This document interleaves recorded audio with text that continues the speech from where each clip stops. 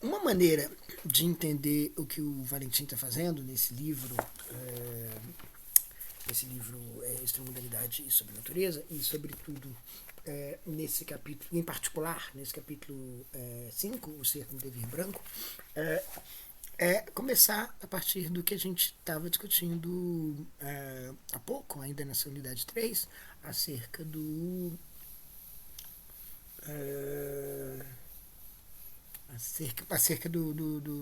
das observações do Eduardo Vieira de Castro sobre o pensamento ameríndio em geral e sobre o pensamento dos Arauetê no que diz respeito aos Maí, etc. Né?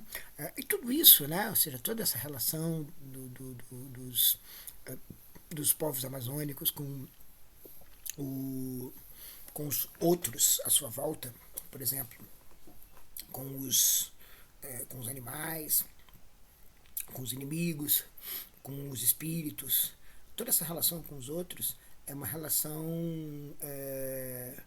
que em parte passa pela devoração, né? Porque os outros são aqueles que você come também, né? Por exemplo, uma maçã que você morde.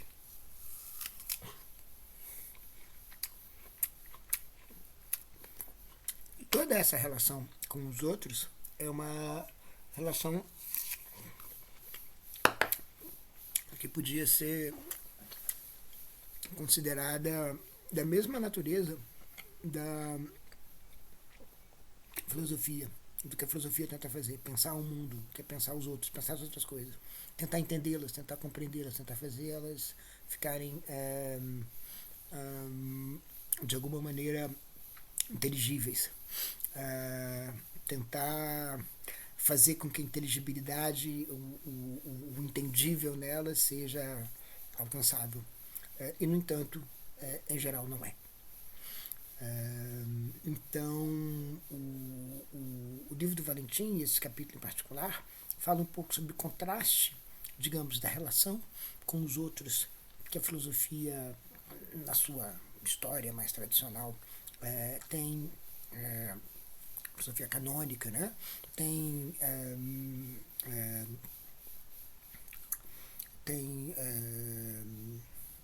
mantido, preservado, e o pensamento ameríndio. Em que sentido o pensamento ameríndio contrasta com a filosofia ocidental canônica?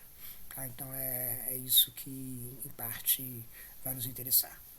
A gente está fazendo um curso de introdução à filosofia que, em certo sentido, vai um pouco pelas margens dela para tentar entender o que é a filosofia, e, em parte, essas margens envolvem, por exemplo, o presente, o muito contemporâneo, e a relevância da filosofia para esse momento contemporâneo, para esse momento contemporâneo que não está dentro da filosofia, mas está fora dela também, né? E estar fora dela significa dizer também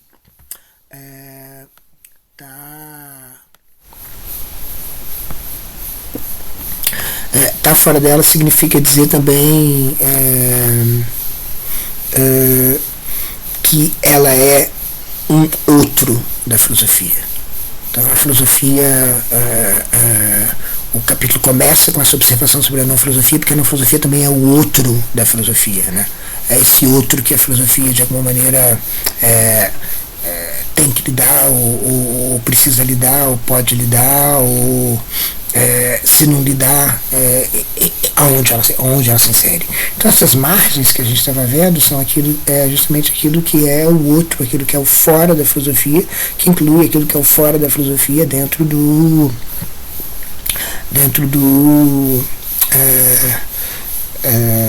tempo, né? Aquilo que é excluído pela filosofia e aquilo que a filosofia não consegue abarcar.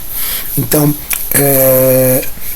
o Valentim, ele pensa isso da seguinte maneira: a filosofia canônica europeia, ocidental, ela esquece ou esmaga os outros porque ela não pensa um espaço fora da filosofia, como se a filosofia não tivesse um fora, como se ela tivesse um trânsito de continuidade, um objetivo de continuidade.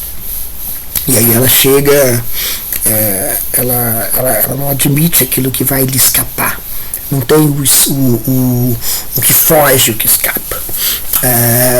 E aí, em particular, ele considera que aquilo que ele chama de devir branco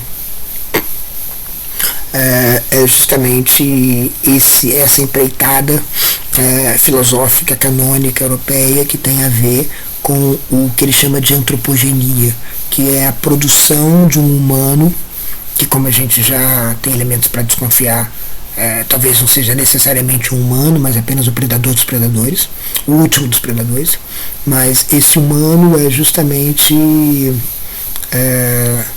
esse humano é aquele que se distingue de todo o resto e que compreende todo o resto, que por sua vez não fica compreendido, né? Ou seja, todo o resto fica compreendido, mas por sua vez não compreende. Ou seja, não é uma compreensão mútua, é uma compreensão de um lado só. E essa unilateralidade é uma das coisas que ele contrasta com o pensamento amazônico, que é um pensamento. Deixa eu abrir um gatinho.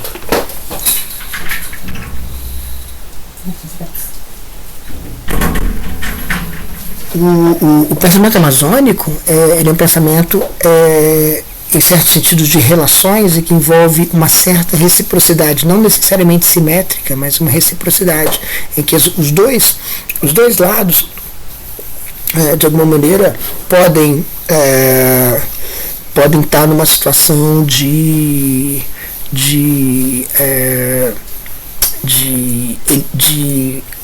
assimilar o outro.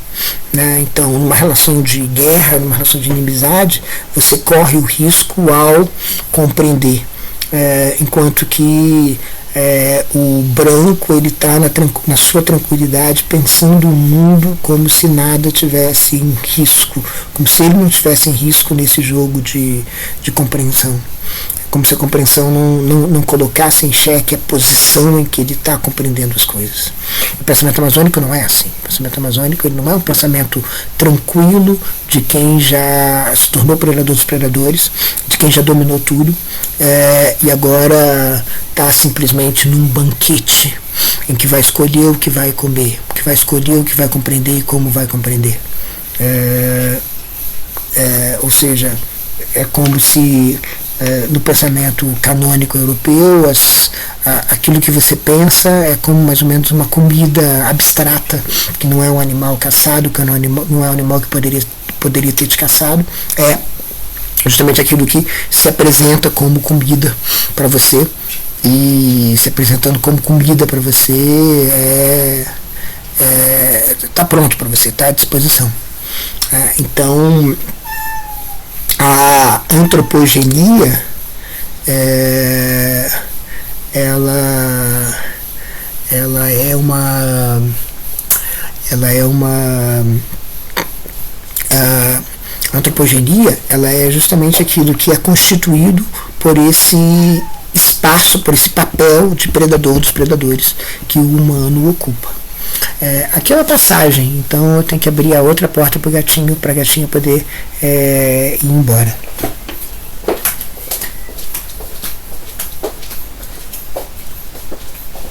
Tá com fome?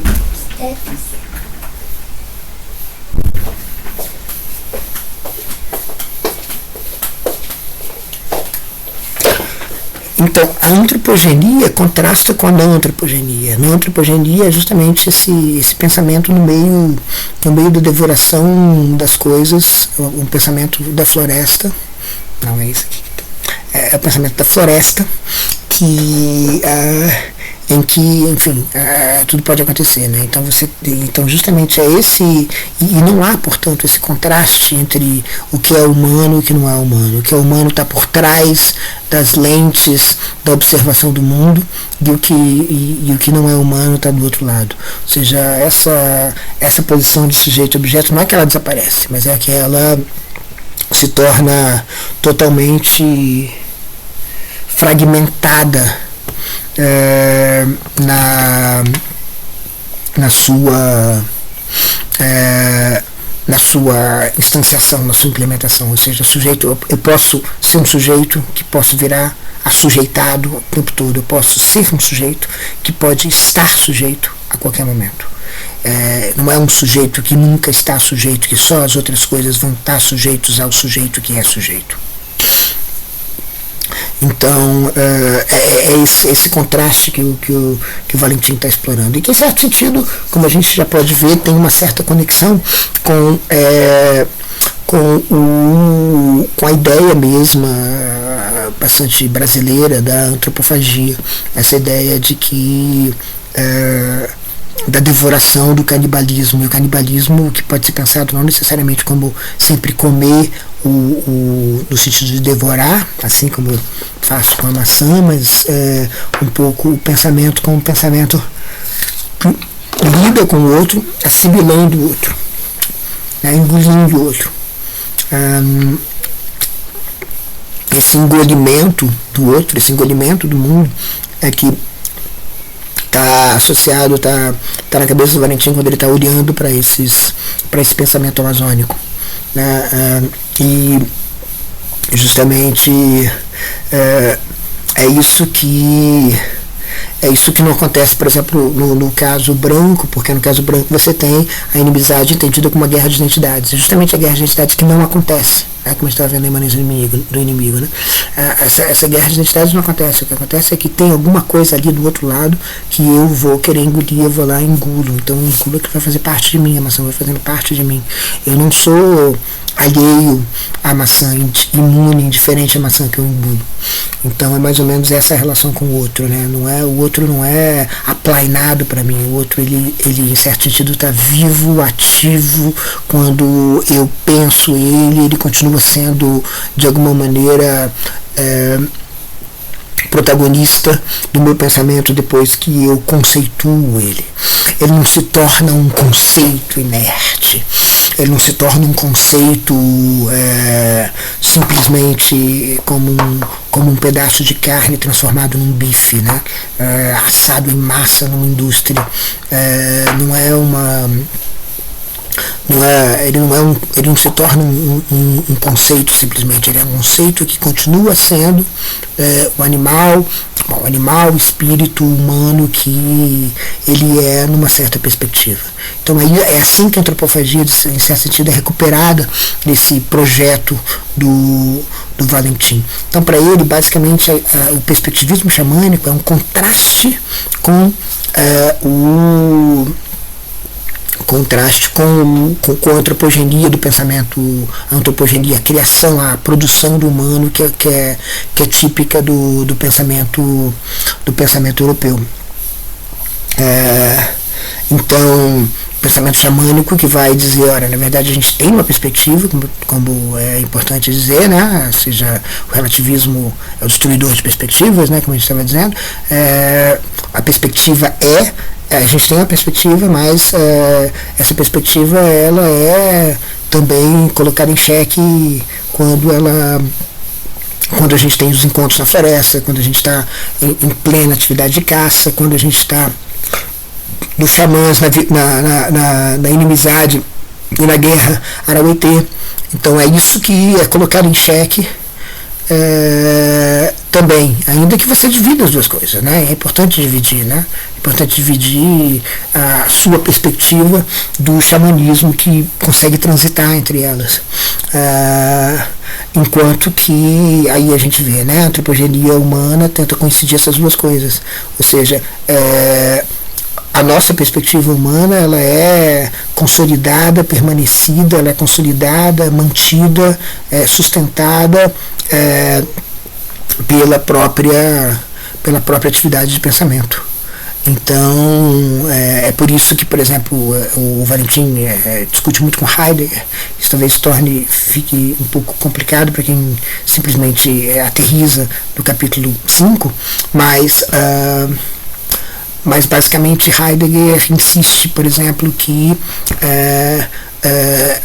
aquilo que a gente caracteriza como humano não deve ser em relação aos animais, dizendo o humano é um animal de um tipo especial, de plume, racional, ou produto de um processo, mas ele considera que tem alguma coisa de diferente, de especial, e a partir do pensamento que você tem que caracterizar o humano, e isso interessa muito a Valentim, porque parece uma antropogenia ainda mais extrema, uma máquina antropológica, como o Agamben uma vez caracterizou, que é aquilo que distingue o humano do animal, que isso está sempre presente no pensamento ocidental. Tem que haver alguma coisa que faz essa distinção. Essa distinção ela é crucial, ela precisa ser feita e ela precisa ser mantida, né? Tendo como subprodutos os sub-humanos, aqueles que não são exatamente humanos, né? Aqueles humanos que não são tão humanos, né? Aqueles humanos que não são humanos direitos, como o pessoal fala às vezes, né? Então esses outros humanos são um subproduto da máquina antropológica. Agora, veja, então Heidegger vai dizer é a palavra, é a capacidade da palavra que distingue o humano de todo o resto. E essa capacidade da palavra é uma capacidade, em certo sentido,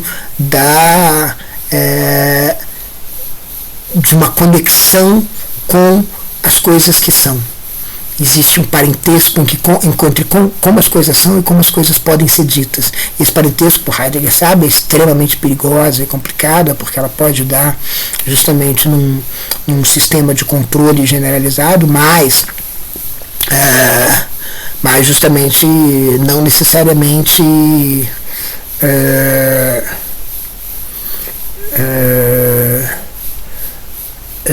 assim. E é nisso que ele se apoia para dizer a filosofia não é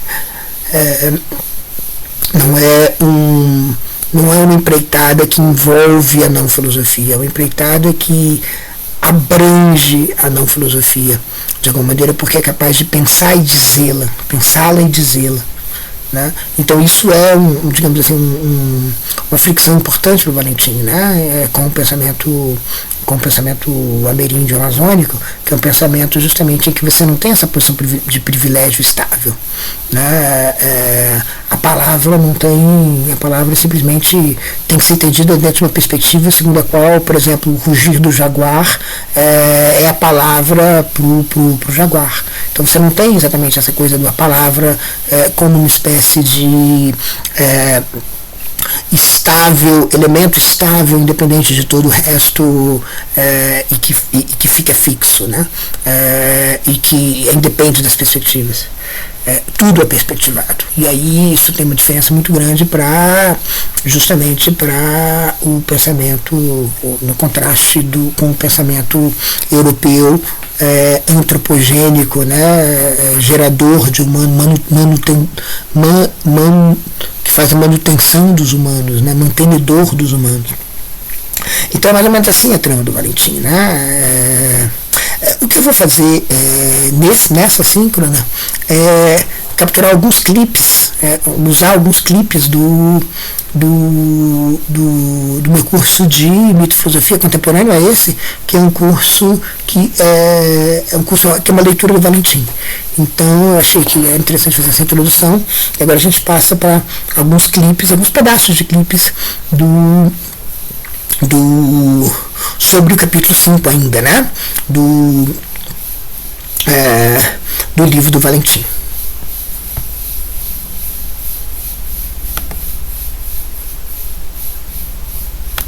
Da construção não só de um humano, mas a construção de um mundo para o humano. Uma construção de um mundo ordenado do humano. E o mundo ordenado do humano que é um mundo de autonomia, um mundo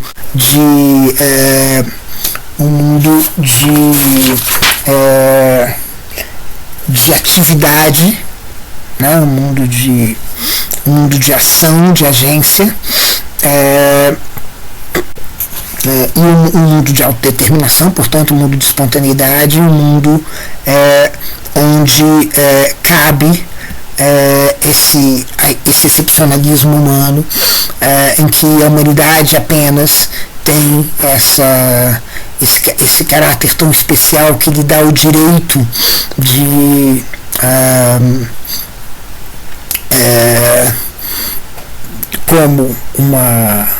como uma espécie de singularidade, dá o direito de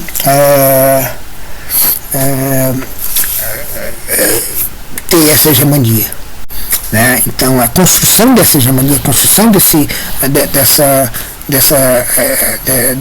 mundo humano é uma construção justamente que vai se revelar como uma construção de um mundo branco. Então é aqui que eu acho que a coisa fica interessante. Ele tenta ser fiel a essa ideia de que ao mundo branco pode se contrapor alguma coisa em que há uma extramundanidade, né, uma extramundanidade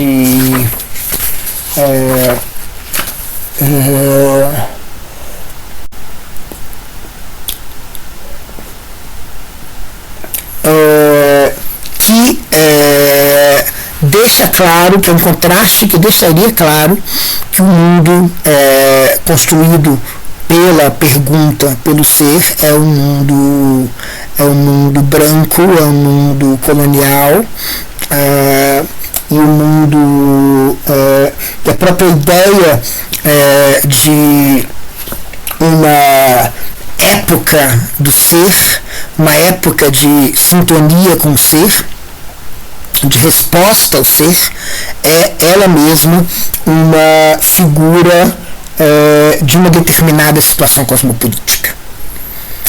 Tá? Então essa é a agenda. Então ele começa pensando justamente nas similaridades da sofia aristotélica e da Aufklärung kantiana, justamente nessa ideia de pensar por si, não se cativa da natureza, essa ideia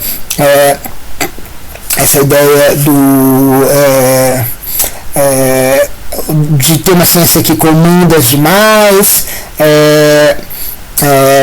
o homem, o anthropos, que é visto em vista de si mesmo e não do outro, essa espécie de construção do isolamento, essa construção do descolamento do humano e do mundo. Então essa é a tarefa, uma parte da tarefa crucial da história da metafísica. Portanto, aí para os leitores do Aberto, né, que eu acho que é bem interessante ler nesse momento, até para a gente ver as fricções, para os leitores do Aberto do Agamben, justamente, aqui você tem a coincidência da máquina antropológica antiga e a máquina antropológica moderna, da máquina antropológica aristotélica e da máquina antropológica kantiana, apesar de todas as diferenças. Então, a máquina antropológica é aqui, nos termos que ele que o Valentim vai utilizar, os termos que ele usa colado no Kojève, tanto nesse momento do capítulo quanto depois, esse termo, essa ideia da antropogênese, essa ideia de que é preciso se impor. Aí você se lembra das discussões do capítulo passado sobre voltar-se para si mesmo e se contrapor a todo o resto, toda a ideia da separação, Andersetzung, e da contenda, da fricção, Auseinandersetzung, né, da disputa. É preciso entrar, assumir esse elemento de dominação e sujeição. Então é interessante. Então, o que é que está se destacando do resto do mundo? O que é esse elemento extramundano, né, que está se destacando do resto do mundo, que recebe esse apelidinho de ser aí existencial, ser aí histórico? O que é isso? Essa pergunta é uma pergunta que não tem uma resposta muito clara, né? A Heidegger mesmo não é claro que a gente esteja construindo essa separação para nós mesmos, talvez a gente não esteja construindo essa separação para nós mesmos. E aqui eu acho que é uma tensão cosmopolítica importante entre Heidegger e Valentin, porque para Heidegger talvez justamente não seja um projeto exatamente humano, ainda que passe inteiramente pelo humano, né? Seja um projeto que é o de tornar o humano ele mesmo dominado e assujeitado, né? Então, mas o Valentim está dizendo, na verdade esse projeto ele já começa, e essa é a genialidade da leitura do Valentim, do que o Valentim está pensando, esse projeto ele já começa justamente no momento do surgimento da filosofia em oposição ao mito, justamente nesse voltar-se a si mesmo, nessa Auseinandersetzung, nessa fricção, nessa criação ou seja, nessa criação nessa ruptura com o mundo que abriga, em que o mundo não é mais simplesmente uma contenda, simplesmente um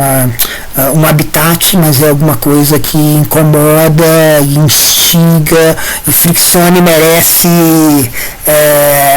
estar no âmbito daquilo que está sendo dominado. Então, que precisa ser dominado mais que tudo. Então, justamente a ontologia fundamental é um projeto portanto, de antropogenia e, portanto, de controle, né? Aí, justamente, a pergunta pelo ser é uma pergunta que faria com que o humano se separasse de todo o resto,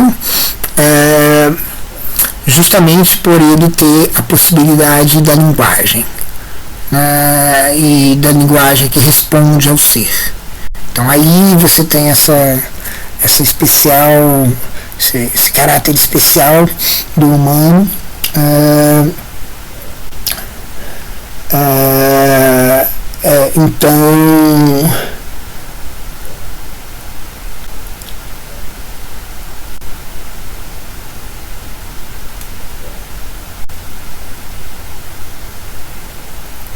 Então é aí que se desenha essa espécie de transcendência, né? É o ser, a questão do ser que desenha a transcendência. E veja, não é a questão do ser no sentido de uma certa resposta à questão do ser, um certo momento da história do ser, um certo momento, por exemplo, momento metafísico, né? Não é isso. Mas é a possibilidade de que essa questão se coloque, a possibilidade da linguagem, que é a possibilidade que essa questão se coloque. Então, a presença da linguagem, a capacidade da linguagem isola o humano no sentido de que ele tem uma resposta, ele responde a alguma coisa que nada mais pode responder. Como o Valentim disse logo no início, insistindo bastante, ou seja, o caráter sui generis não estaria na gente estar no aberto propriamente dito, mas na gente poder ver esse aberto, a gente poder transcender esse aberto. E é isso justamente que nos distingue, primeiro, dos animais, e nos distinguiria o Dasein existencial do Dasein primitivo, né? Do Dasein que ainda está se abrigando no mundo, né? que não é o Dasein da separação, né? Então aqui é o elemento em que a produção de mundo é a produção de um isolamento, e que é também a produção de uma espécie de superioridade.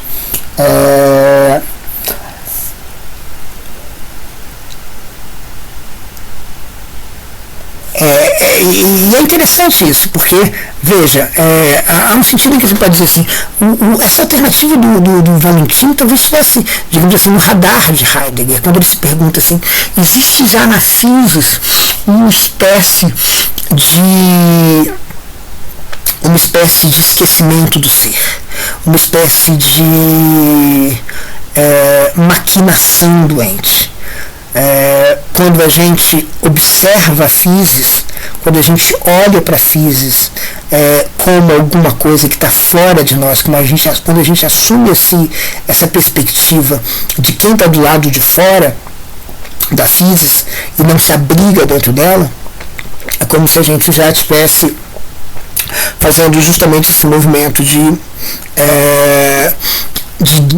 destacamento, descolamento da physis. E esse movimento é um movimento que vai eventualmente terminar com a técnica, com o supremo da subjetividade, com a representação, com a maquinação e, portanto, com toda a ontoteologia e toda a transformação do mundo dispositivo que o Heidegger ele mesmo queria, de algum jeito, de exorcizar ou de virar. Então ele está vendo isso. É claro que ele está imaginando uma virada, e é claro que ele está imaginando que não poderia ser de outro jeito, porque a gente não pode viver na physis, afinal de contas a physis, sem se destacar da physis, a gente vive numa completa insegurança, etc. Mas percebe como a ideia de que já a transcendência com respeito à physis foi um passo numa direção que Heidegger gostaria de poder evitar, ou melhor ainda, gostaria de poder contornar ou abolir ou exorcizar, ou melhor ainda, dar meia volta. Então ou seja, esse caminho que desde a transcendência da physis a gente tem que vai levar a técnica, que vai levar a tudo que o Heidegger abomina, que é exorcizar, esse caminho ele está bem próximo do radar do Heidegger. E, no entanto, Heidegger rejeita ele. E por que rejeita ele, ou nem sequer considera ele, e essa é a genialidade da proposta do Valentim? Porque o Heidegger é prisioneiro da ideia de antropogênese. Ou seja, ainda que ele rejeite, digamos, termos da máquina antropológica, digamos, antiga e modernos, enfim, da antropogenia, da autonomia, do caráter de animal especial do humano, e insista que o humano não pode ser considerado animal, é toda coisa que a gente tem falado, né? Ainda que ele rejeite todas essas coisas, ele ainda é prisioneiro na própria formulação da ideia de mundo, da ideia de uma antropogênese. Então é por isso que Heidegger é por isso prisioneiro da ideia de mundo humano, né? E é que ele não enxerga isso. Isso é muito interessante, eu acho que é um pouco aí que a filosofia se torna realmente interessante, quando você vê o não visto, né? Quando você consegue enxergar uma coisa que o pensamento passa rápido demais, ou passa batido, ou assume certas preferências que talvez não devessem ter sido realmente preferidas. Bom, então por causa disso que Heidegger então não vê essa possibilidade de não estar no mundo, ou seja, ele ainda está pensando em termos de isolamento metafísico. Então ele está pensando sempre no eu, no nós, e não num contraste com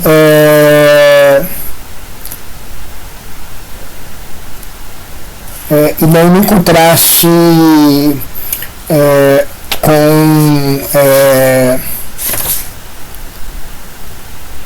e não num contraste com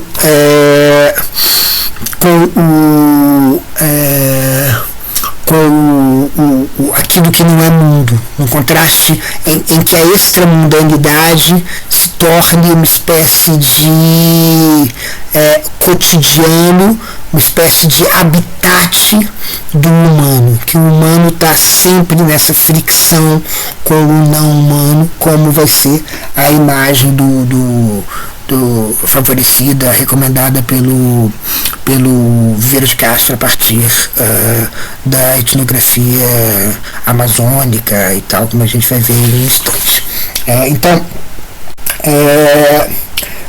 essa possibilidade que é a possibilidade que é portanto rejeitada, ou seja, de alguma maneira Heidegger está pensando dentro do quadro da antropogenia, do quadro do excepcionalismo humano, para pensar o mito e para pensar que mesmo, por exemplo, tem uma citação do Heidegger, que o Heidegger fala, na 162, que o Heidegger fala do mito e da arte, mas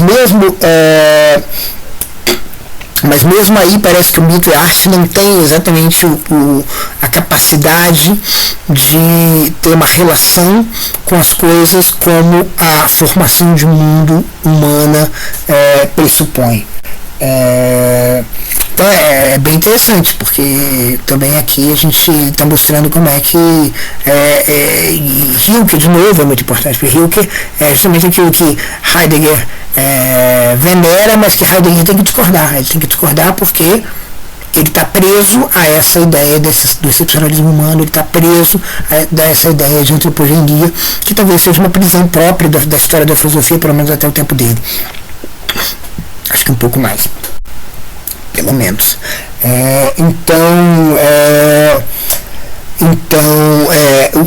O Valentim considera 3 perguntas, né, que o Heidegger faz sobre o animal, a pedra e um outro humano. E essas perguntas, elas estão no Grundbegriffe, e elas recebem as seguintes respostas. As perguntas são: podemos nos transpor para o animal? Podemos nos transpor para uma pedra? Podemos nos transpor para um outro humano? E ele vai dizer: não podemos nos transpor para uma pedra, não porque nos falte um meio para o possível em si, mas porque a pedra como tal não permite absolutamente tal possibilidade. Pedra enquanto pedra não permite tal possibilidade. É impossível, sem sentido, nos transpor para o animal, e é impossível, por outro lado, perguntar sobre a transposição para um outro humano, e aqui é interessante porque a perspectiva do Heidegger justamente não é uma perspectiva, digamos, husserliana, em que você começa de um sujeito e encontra o alter ego, mas é justamente a ideia de que o Dasein, ele é um Dasein que é um Mitsein, que tem entre os seus existenciais justamente a companhia dos outros. Os outros são originários à essência humana, ou seja, a essência humana é uma essência de um nós, mas um nós que não envolve os animais, né? É um nós que não envolve o que está para além do Dasein existencial histórico. Então, justamente, a pedra nos barra. É interessante pensar nisso, porque a pedra talvez, diz a Szymborska no poema dela com Conversações com a Pedra, ela diz que a pedra nos diria: vocês não você não pode entrar, pessoa, não pode entrar humano, porque você não tem. Você pode me quebrar, me transformar em areia, mas você não vai poder entrar em mim. Por quê? Porque falta a você a capacidade de ser parte. E essa capacidade de ser parte é uma coisa que nada do que você tem pode compensar. É uma ausência que nada do que você tem pode compensar. Então, qual seria, então, Assim, e justamente, antes de entrar na contraposição, finalmente, né, da criação, da cosmogênese heideggeriana, da antropogênese heideggeriana, com o perspectivismo xamânico, com a pegada do Vieira de Castro, tem aqui uma citação que também é importante, em que Heidegger está falando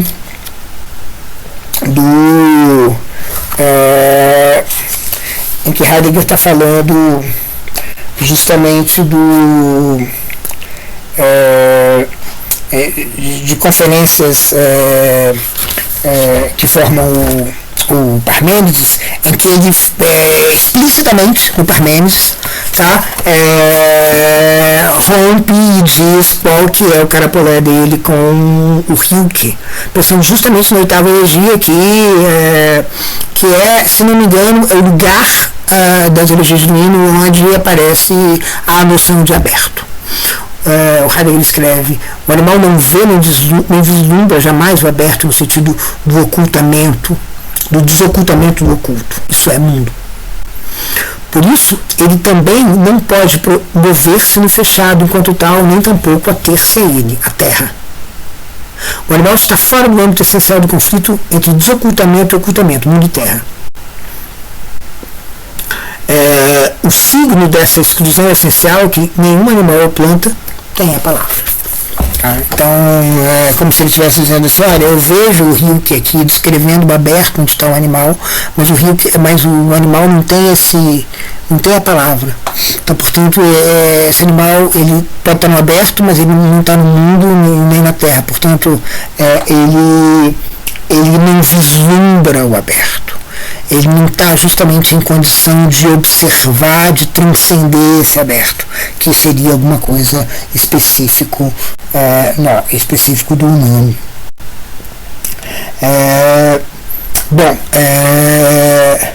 E aí o Valentim vai começar então a se perguntar, a partir da página 165, justamente sobre a possibilidade de uma ontologia ou uma contra-ontologia, ou, como a gente estava falando, uma perspectiva não ontologista, que não seja antropogênica. Então é aí que vai entrar a questão de como é que você faz para não ter mundos, para não fazer mundos, né? Para não entender que, para não fazer mundo, o mundo aparece então como uma bolha, percebe? Como uma bolha de egoidade, uma bolha de nós, que é uma bolha completamente nossa, terrivelmente nossa, indissociavelmente nossa. Então, incorrigivelmente nossa. Bom, bem, beleza. Então, aí o que ele vai dizer é que aí ele vai, enfim, começar a introduzir o perspectivismo.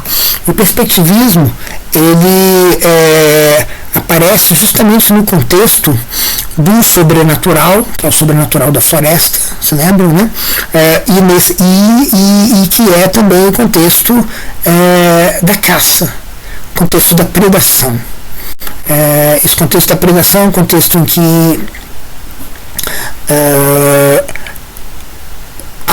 o humano, que é aquele que domina, é aquele que controla, pode ser tanto eu quanto o outro. Então é como se a minha estabilidade enquanto humano nunca tivesse garantida. E é por isso que ele vai falar de devides e tal, como se tudo fosse um pouco uma coisa, um pouco outra.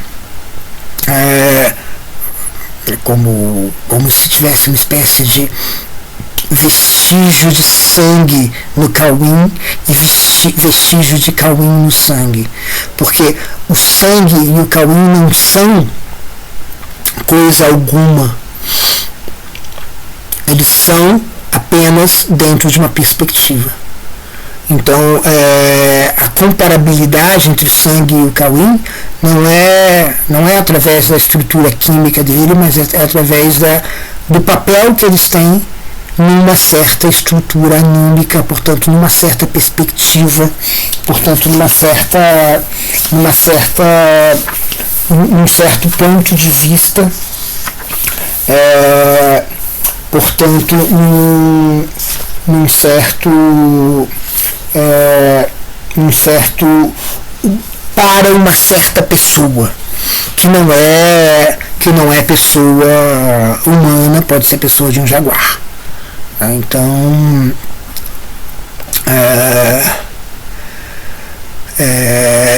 o Cauim tem esse vestígio de sangue porque ele tem um papel deíctico, indexical, perspectival do sangue para o jaguar.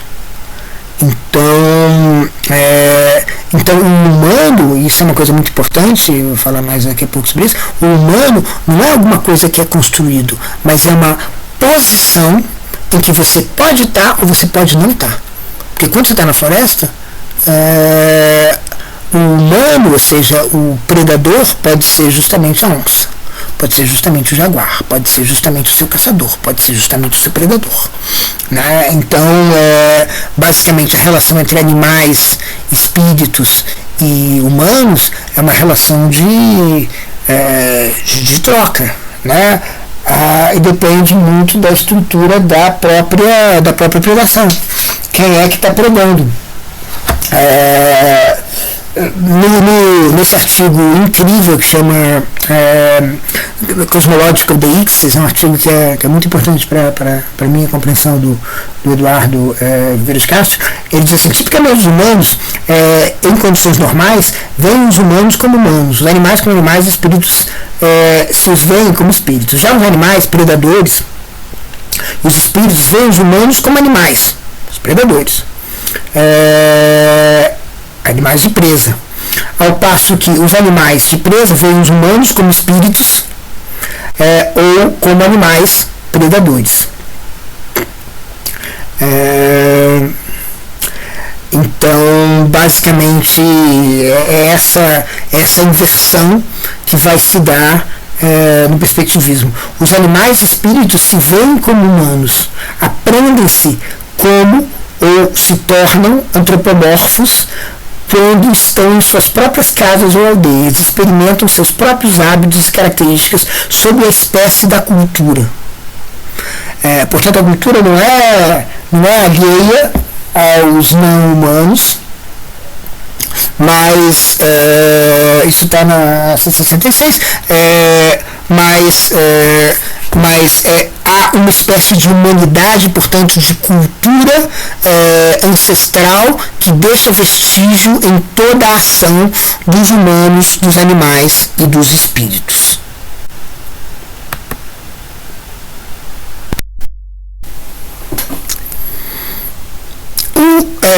A ideia de um pensamento extramundano, o pensamento perspectivista, é um pensamento que favorece as intenções. Se vocês quiserem, a ideia de atribuir intencionalidade às coisas. Uma espécie de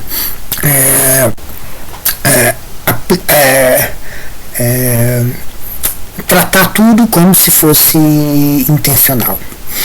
O Vieira de Castro, na entrevista que ele dá, a entrevista de 98, que está no final da Inconstância, da Alma Selvagem, ele diz uma coisa assim: olha, na verdade a diferença entre a ciência ocidental e o xamanismo, o ameríndio do Baixo Amazonas, ele estende um pouco mais que o Baixo Amazonas, como vocês sabem, né? Enfim, e aí a importância dessa trilogia que eu vou falar daqui a pouco é importante, ou seja, para o pensamento do Vieira de Castro. Ou seja, de um lado a etnografia do Baixo Amazonas. De outro lado, o trabalho com os Guaranis do Pierre Clastre, isso o Valentim vai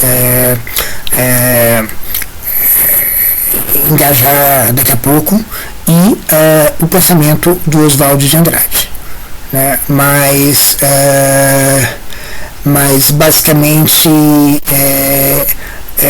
ele entende o fenômeno do xamanismo, que ele associa também a esse fenômeno do multinaturalismo, esse fenômeno do perspectivismo.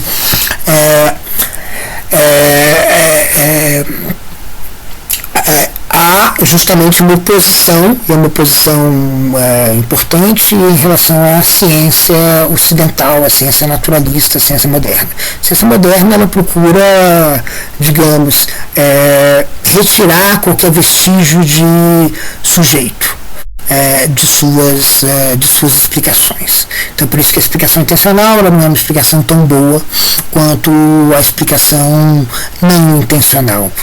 Mecânica, a gente pode dizer, para simplificar, para falar rapidamente. Ou seja, aquela explicação que não tem vestígio de intencionalidade. Aquela explicação que não é uma pergunta sobre quem, o porquê não é uma pergunta quem, é uma pergunta como. O xamã, ou seja, quanto menos intencionalidade tiver envolvido, mais objetivo vai ser a resposta, vai ser a explicação. Uma explicação objetiva é uma explicação melhor do que uma explicação menos objetiva. Quanto mais objetivo, melhor. Ao contrário, o xamanismo amazônico considera que quanto mais subjetivo, melhor. Quanto mais intencionalidade envolvida, melhor. Quanto mais você entender o sujeito que por trás daquilo que faz aquilo que você, por trás daquilo que você está explicando, melhor você vai estar explicando. Então, justamente, aqui a extramundanidade é pensar no sujeito sempre. Ou seja, o sujeito que pode ser o animal, pode ser o humano, pode ser o espírito, e que em certo sentido irrompe no mundo, que em certo sentido atravessa o mundo, que em certo sentido interrompe o mundo. A extramundanidade ela é cotidiana. Isso tem a ver um pouco com o mítico, que é justamente você estar assombrado pelas coisas, assombrado pelos entes, porque os entes adquirem essa capacidade extramundana. E justamente é por isso que o Valentim vai dizer que o perspectivismo ameríndio talvez seja justamente o pensamento da impossibilidade da antropogênese, porque no meio do mundo o humano nunca é o mesmo. Então você não vai conseguir fixar a humanidade. Você não vai conseguir fixar a humanidade a nada, e nem em particular colocar a humanidade, a brancura como referência da humanidade. Então você não vai conseguir fazer isso, né? Você não vai conseguir fazer esse procedimento. O que você vai conseguir fazer é justamente entender que ninguém é humano o tempo todo, mas também ninguém é jaguar o tempo todo, ninguém é espírito o tempo todo. Então a antropogenia, ela não constrói. O humano fica sendo simplesmente um pronome, um deíctico, apenas um endereço indexical. Nada mais. O humano é aquele que eu sou humano agora, mas amanhã eu não sei quem vai ser o humano.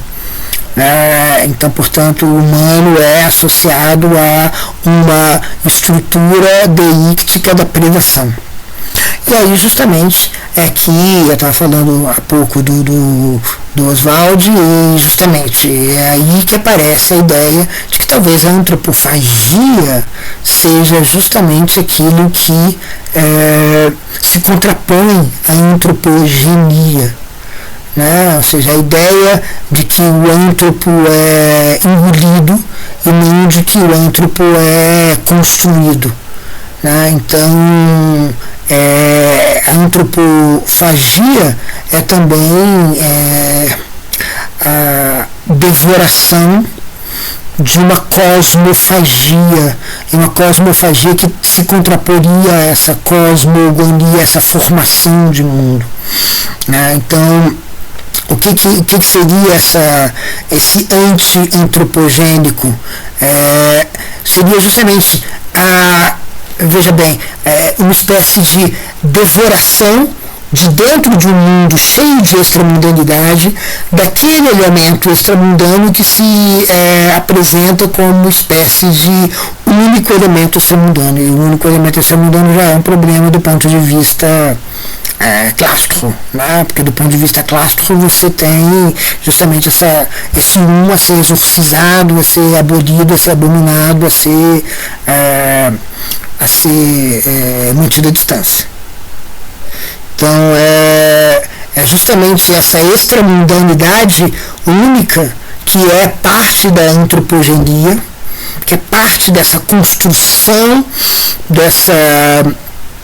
desse sujeito do controle, que é devorado pelo múltiplo, que é em particular a possibilidade do outro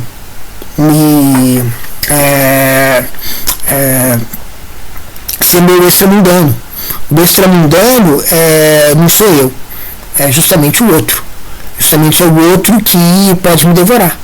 Então eu fico aberto a todos esses extramundanos. É essa situação antropofágica, é essa devoração da floresta.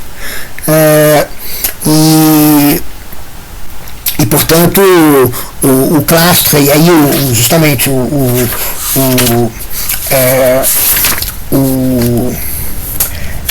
Valentim vai voltar a essa política cósmica enorme, imensa, que é aquela dos Guaranis, descrita pelo Pierre Castro,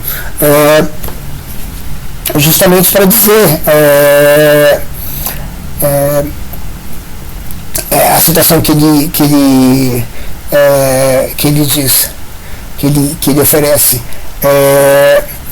Nomear a unidade nas coisas, está na 172. Nomear a unidade nas coisas, nomear as coisas segundo sua unidade, é também lhes assinalar o limite, o finito, o incompleto. Descobrir tragicamente que esse poder de designar o mundo e determinar seus seres, isso e não outra coisa, os Guaranis são homens e não outra coisa, não é senão a irrisão da verdadeira potência, da potência secreta que pode silenciosamente enunciar que isto é isso, e ao mesmo tempo aquilo, que os Guaranis são homens e ao mesmo tempo deuses. O habitante da Terra, sem mal, não pode ser codificado univocamente. Ele é um homem sem dúvida, mas também é outro homem um Deus. O mal é o um. O bem não é o múltiplo, mas o dois. Ao mesmo tempo, o um e seu outro. O dois, que designa veridicamente os seres completos. Imimaraei, destinação dos últimos homens, não abriga mais homens, não abriga mais deuses, somente iguais, homens, deuses, tais que nenhum dentre eles se diz um. Então é essa espécie de ambivalência, de equivocação, para usar um termo que o Valentim engaja do Viveiros, é uma espécie de equivocação em que, enfim, ser jaguar na floresta não impede o jaguar de ser humano. Né? Então, é justamente esse elemento em que as coisas não são predicadas, porque a predicação é o ser, né? Enfim, enfim, essa leitura que eu acho que também está fazendo, em parte, o Viveiros de Castro, mas seguramente também o Valentim, quando eles enfim, estão engajando com o clássico, foi através também da leitura de Deleuze e Guattari, que vai dizer, na verdade, o um é a predicação.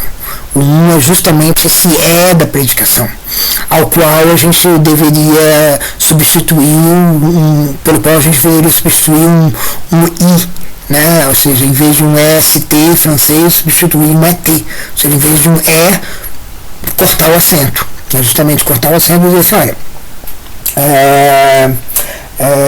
isso e aquilo, né? E isso e aquilo já envolve. E a ideia de predicação é uma ideia que é totalmente associada à identidade. Então, aqui a gente vê um elemento importante, uma conexão importante entre a antropogenia e a identidade, que é dada através da predicação. A predicação é esse elemento de dizer que um sujeito é um predicado, se uma coisa é uma coisa. Então, esse ele requer, digamos assim, revelar alguma coisa da identidade daquilo que está sendo praticado. Quando eu digo, por exemplo, os solteiros são não casados, eu estou dizendo alguma coisa sobre os solteiros. Quando eu digo triângulo tem 3 lados, estou falando alguma coisa sobre os triângulos que é constitutivo, que é da identidade dos triângulos, que não depende de perspectiva nenhuma, que é substantiva nesse sentido, né? Ou seja, que é alguma coisa que é fixa, e não circunstancial, não situada, alguma coisa que está naquilo. Então a predicação é a própria fala da identidade, é a própria fala da constância, e em certo sentido a predicação é aquilo que nós estamos fazendo quando nós estamos dizendo. Então nós estamos dizendo que as coisas são as coisas, então com isso a gente constrói um mundo para nós, além de construir a nós mesmos, aqueles que predicam dentro de uma perspectiva branca que contrasta com a perspectiva ameríndia. Em que a identidade ela está o tempo todo numa circulação, numa economia, num jogo. Eu não sei quem eu sou, eu não sei dentro de uma perspectiva. Então a predicação ela não é central, a predicação ela é tributária de um processo de devoração, se quiser, de um pensamento que está ativo num certo lugar, numa certa situação, numa certa circunstância. Então a predicação é um sintoma dessa distinção entre identidade e não identidade, ou em última instância entre antropogenia e essa outra coisa, que é o pensamento amazônico.